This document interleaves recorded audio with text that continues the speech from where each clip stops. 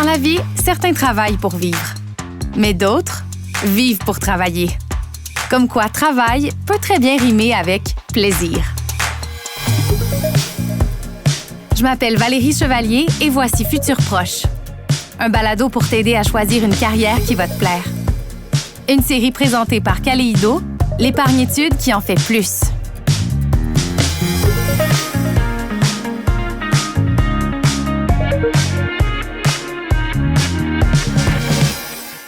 Allô, je m'appelle Mégane Maltais, j'ai 20 ans, j'étudie en journalisme à l'École supérieure en arts et technologies des médias au Cégep de Jonquière, au Saguenay-Lac-Saint-Jean. Salut Mégane! Allô? Qu'est-ce que c'est l'ATM? ATM, c'est l'abréviation pour arts et technologies des médias. Donc, c'est une technique de 3 ans qui est offerte seulement au Cégep de Jonquière. C'est une école des communications. Donc, c'est là où on peut apprendre les rudiments autant de la radio, la publicité, le journalisme, tout ce qui se fait en avant comme derrière la caméra ou un micro. Donc, c'est ça. Là, il y a 3 branches, communication, intégration multimédia, production et post-production télévisée.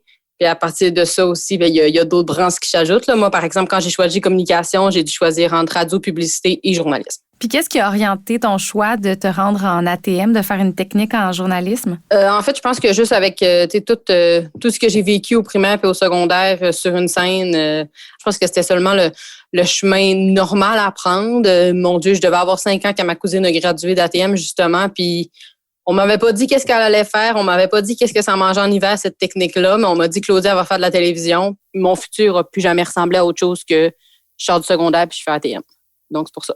Le journalisme, comme le monde des médias, évolue beaucoup et très vite. De quelle façon tu penses que les médias sociaux vont venir s'imbriquer dans le travail plus classique de journaliste?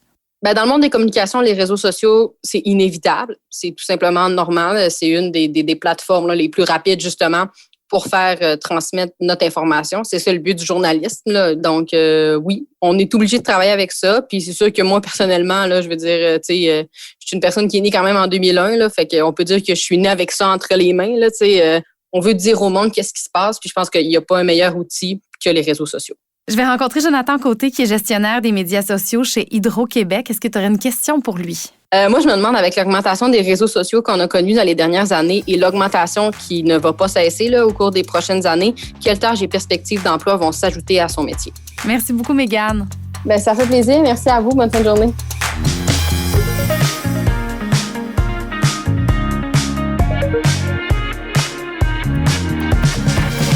Bonjour, moi c'est Jonathan Côté, je suis chargé d'équipe médias sociaux chez Hydro-Québec. Salut Jonathan. Salut Valérie. Merci d'être là. Bon, on a tous accès à des réseaux sociaux dans notre vie quotidienne, mais qu'est-ce que ça fait dans le cadre du travail, un gestionnaire des médias sociaux? Ben en fait, la base, là, ça le dit presque dans le titre, c'est qu'on va gérer toutes les plateformes de médias sociaux de l'entreprise au quotidien. Donc, qu'on parle de Facebook, YouTube, Instagram, Twitter, tout ça. Donc, c'est d'assurer la présence de l'organisation sur ces plateformes-là. Les réseaux sociaux sont en constante mouvance. Il y a toujours des nouveautés année après année. Toi, ça a été quoi ton parcours scolaire? Mon parcours scolaire, si je retourne, mettons, au cégep, ouais. J'étais à Sherbrooke en arts et lettres, profil et communication. Mm-hmm. Donc, j'ai fait ce programme-là, beaucoup aimé ça. Par la suite, j'aurais bien aimé aller en communication à l'université, mais j'avais pas tout à fait les notes pour y aller. Donc, okay. J'ai fait un petit détour. Je suis allé en sciences politiques par la suite faire mon baccalauréat. Ce bagage-là m'a beaucoup aidé parce que Hydro-Québec étant une entreprise qui est très politisée, donc on est toujours dans les débats politiques au quotidien. Ça m'a donné des clés pour vraiment comprendre cette dynamique-là. Ça m'est utile tous les jours dans mon travail aujourd'hui. On associe souvent les communications aux médias, mais en fait, la plupart des grosses compagnies possèdent un département de gestion de réseaux sociaux. Pourquoi c'est important? Bien, en fait, dans les grandes organisations, là, les médias sociaux, souvent, c'est une porte d'entrée, une des premières, un peu le premier visage, si on veut, là, du public. Les gens aujourd'hui sont beaucoup sur les médias sociaux. C'est là qu'ils vont nous interpeller, nous poser des questions.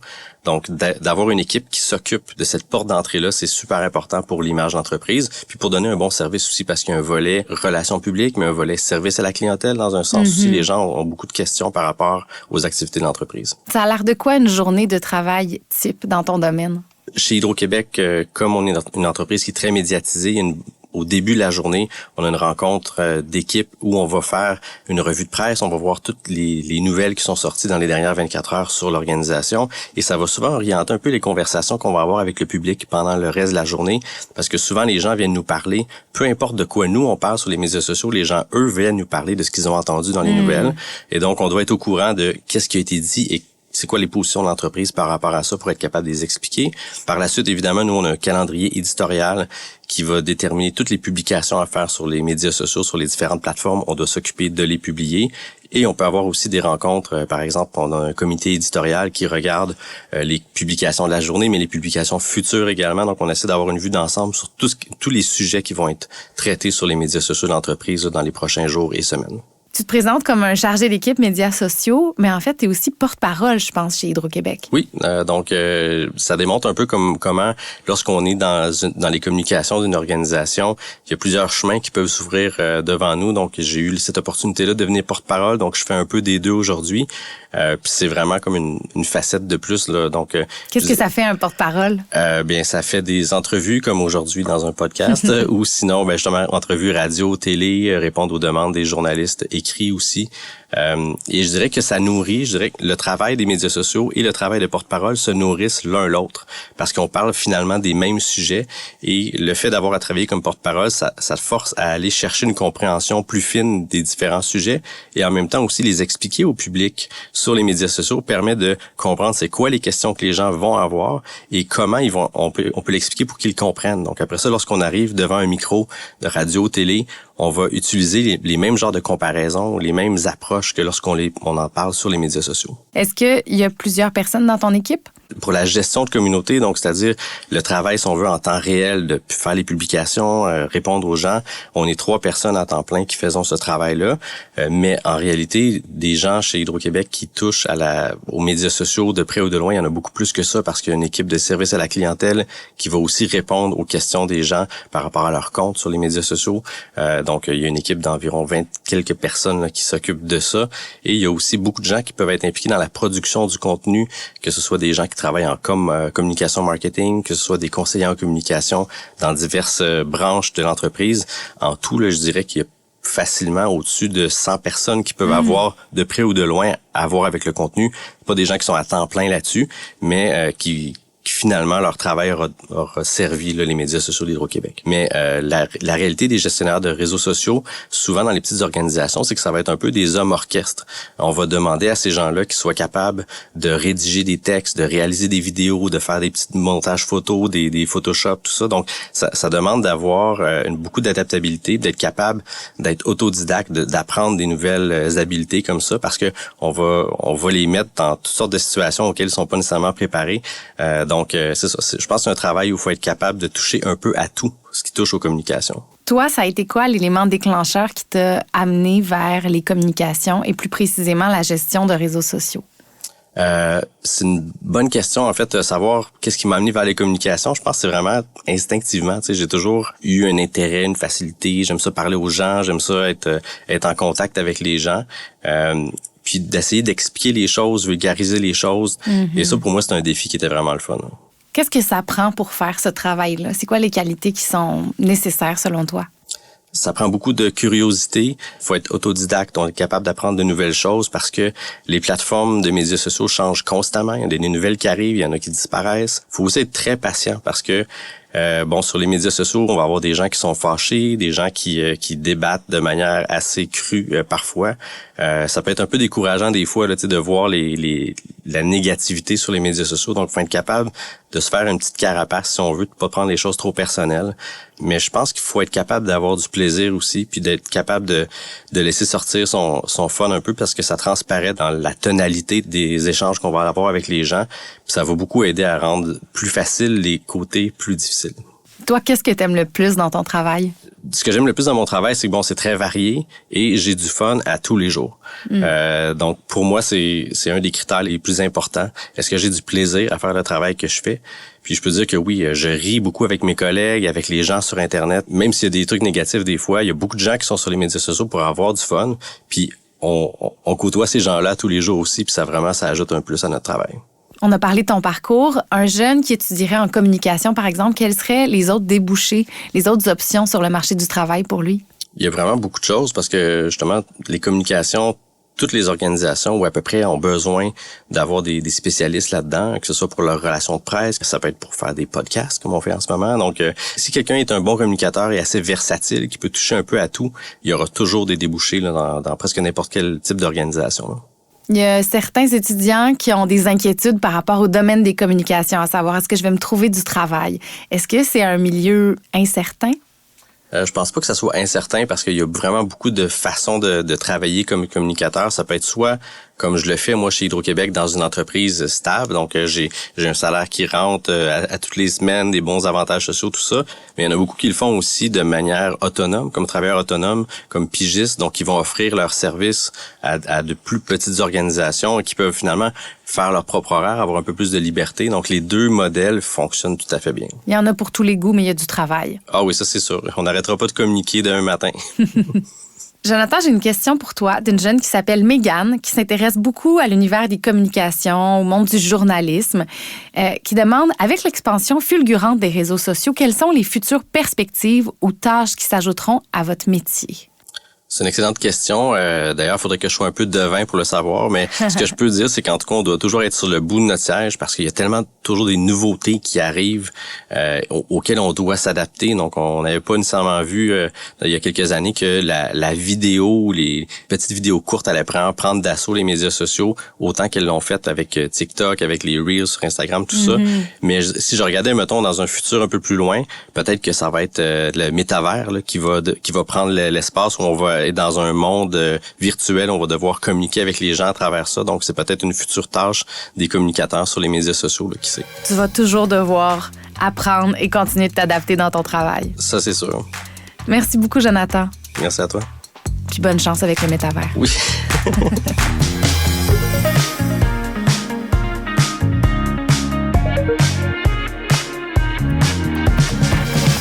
C'est important de cibler nos critères qui sont non négociables vraiment pour nous, mais en même temps de rester ouvert, de se laisser surprendre puis de faire confiance à l'avenir parce que c'est un saut dans l'inconnu de faire un choix professionnel, mais des fois, ça peut nous mener quand même à des belles opportunités. Josiane Grenier-Genet, bonjour. Bonjour Valérie. Josiane, toi, tu es conseillère en orientation. Est-ce que ça veut dire que tu n'as pas été capable de choisir un métier et tu as décidé de toucher un petit peu à tout dans le tien?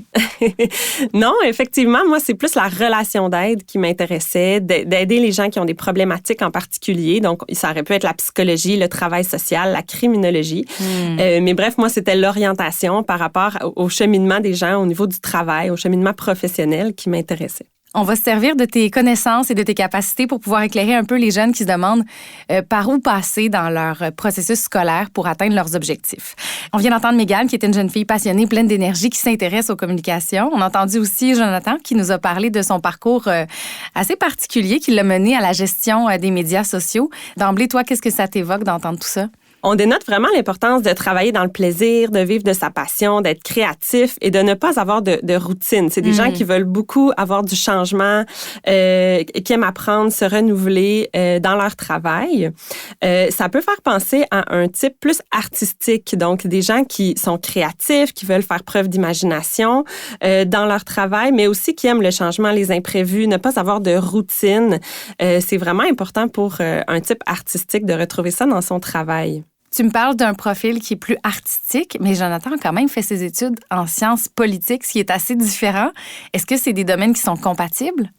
En fait, le type artistique peut se retrouver dans tous les domaines. C'est vraiment quelqu'un qui aime le changement, la nouveauté, les imprévus et qui a besoin d'avoir des idées, de sortir des sentiers battus, d'innover. Donc, ça peut être vraiment très large. C'est souvent des emplois où il y a des travailleurs autonomes, où on peut être pigiste dans les arts en général quand on est de type artistique.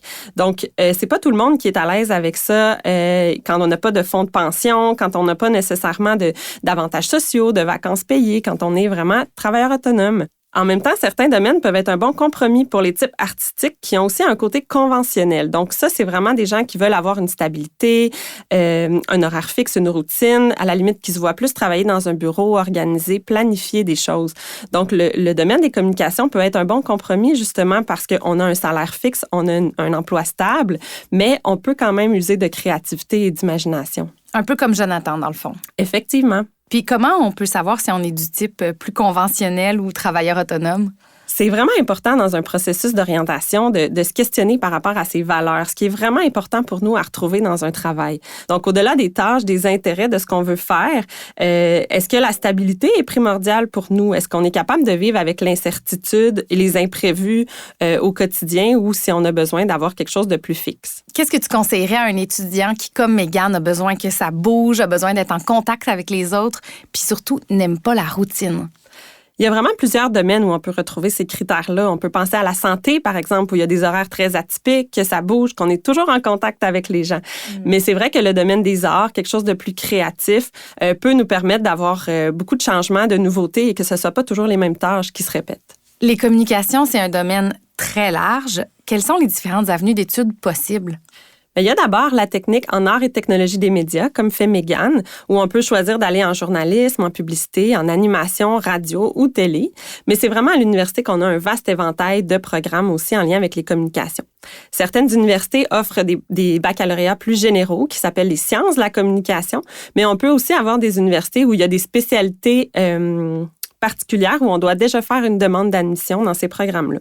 Donc, il faut avoir déjà une idée un peu du domaine qui nous intéresse. Exact. Donc, c'est important de bien choisir son programme et sa spécialité par rapport à ça. Entre autres, ça peut être les relations publiques. Donc, comme fait Jonathan, gérer l'image d'une entreprise, ça peut passer par les médias sociaux, mais aussi la publicité, organiser des événements, rédiger des articles pour faire parler de l'entreprise. On peut aussi aller en publicité, en marketing, en journalisme, donc autant la radio, la télé que la presse écrite, la télévision, le cinéma, les médias numériques, les médias interactifs. C'est vraiment très large, mais tout ça est dans le domaine des communications. Qu'est-ce qu'il faut savoir en choisissant un programme d'études? Bien, d'abord, il y a des programmes qui sont contingentés. Donc ça, il faut faire attention. Ça veut dire qu'il y a une capacité d'accueil limitée et donc il y a des critères d'admission qui sont regardés par les universités ou par les cégeps pour admettre les étudiants. Normalement, c'est la cote R, la fameuse cote de rendement au collégial qui est regardée par les universités pour admettre les meilleurs étudiants, en fait, quand il y a une capacité d'accueil limitée dans un programme. Donc, c'est une bonne chose peut-être dès qu'on entre au cégep de valider c'est quoi les prérequis pour entrer, par exemple, dans un programme universitaire pour essayer d'avoir les notes pour. Effectivement. Puis là, on a parlé de la cote R et du dossier scolaire qui est dans la grande majorité des cas les critères d'admission. Par contre, il peut y avoir d'autres critères, par exemple des tests d'aptitude, des entrevues et dans des domaines artistiques, la présentation d'un dossier visuel. Donc, un portfolio, c'est souvent demandé pour aller analyser les aptitudes et les talents artistiques des candidats. Il y a aussi des auditions qui peuvent être possible en danse, en musique, en théâtre, par exemple. Donc, il faut vraiment se renseigner avant de faire une demande dans des programmes. Ça peut arriver, donc, qu'on fasse une tentative, comme Jonathan, et qu'on ne soit pas accepté. Est-ce que c'est la fin d'un rêve quand ça arrive? Pas du tout. En fait, il faut savoir qu'il y a toujours des stratégies d'admission possibles, que ce soit au cégep, à l'université. Si on est refusé dans un programme, on peut toujours se réessayer à chaque année. Et le but, à ce moment-là, c'est de trouver un plan B, un autre programme dans lequel on va s'inscrire. Et si on réussit à augmenter nos notes par la suite, peut-être qu'on va pouvoir être admis sur la base de nos notes universitaires dans un autre programme, par exemple. Comme c'est un domaine qui est en constante évolution, est-ce que ça veut dire qu'on est un peu des étudiants à vie? Bien, c'est sûr que la formation continue et de se mettre à jour, même dans un travail, sans retourner à l'école, mais d'être toujours à l'affût des nouveautés, ça fait partie des communications, effectivement, comme Jonathan en a parlé. Il y a des nouvelles plateformes, il y a des nouveaux réseaux sociaux qui vont arriver tout le temps et il faut s'adapter, se mettre à jour, se former dans ces domaines-là. Ça peut être aussi dans d'autres domaines où il y a de l'innovation technologique. Quand on parle aux technologies, l'informatique, les sciences, le génie, c'est vraiment des domaines où, quand on a étudié il y a quelques années, c'est pas suffisant, notre programme universitaire. Il faut quand même continuer de se former puis d'être intéressé à apprendre tout au long de notre carrière. Mm-hmm. Si tu avais un conseil à donner à Mégane, ce serait quoi? Je conseillerais à Mégane de continuer de suivre ses passions. Elle a déjà ciblé que le journalisme est quelque chose qui l'intéresse beaucoup, mais il ne faut pas penser qu'après une formation technique ou universitaire en journalisme, on va atteindre notre but très rapidement.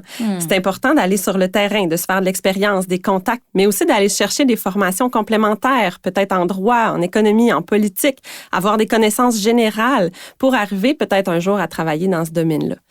Mais ça reste qu'il faut rester ouvert et saisir les opportunités sur notre route qui peuvent nous mener à ça, mais peut-être qu'on va aussi découvrir d'autres emplois alternatifs qui sont intéressants. Il peut avoir de belles surprises. Effectivement. Merci, Josiane. Merci, Valérie. Futur Proche est une production de Kaleido. l'épargnitude qui en fait plus. Merci à Jonathan Côté, porte-parole et chargé d'équipe médias sociaux chez Hydro-Québec, et à notre étudiante, Mégane. La réponse m'a complètement éclairée. Ce qui m'a le plus surprise, par contre, c'est quand on a parlé du Metaverse, mais en même temps, je me dis c'est tellement une belle technologie, donc c'est tout simplement normal de vouloir l'utiliser en communication. Donc, merci beaucoup d'avoir répondu à ma question. Tu as aimé cet épisode de Futur Proche? N'hésite pas à le partager et à nous suivre sur ton application balado préférée ou sur kaleido.ca/balado. Tu pourras découvrir d'autres choix de carrière qui pourraient t'intéresser. Une inhalothérapeute s'occupe de l'ensemble des soins cardio-respiratoires des patients qui sont sous sa responsabilité, permettent aux patients d'avoir une qualité de vie. Je trouve que c'est vraiment valorisant. Le métier de technicienne il est un petit peu méconnu. On est vraiment l'assistant du vétérinaire. Je m'occupe des animaux, leur qualité de vie, tout ça. Moi, je suis vraiment fière de ce que je fais à tous les jours. Toute ma carrière, j'ai œuvré dans le recrutement. Parce que je pense que ce que ça prend, c'est vraiment une personne qui est capable de faire vivre les valeurs de l'entreprise pour pouvoir en parler avec justesse. C'est comme ça qu'on est capable de recruter. À l'animation, Valérie Chevalier. Réalisation, Nathalie Ducharme. Conseil d'orientation, Josiane Grenier-Genet. Création, Coyote Audio.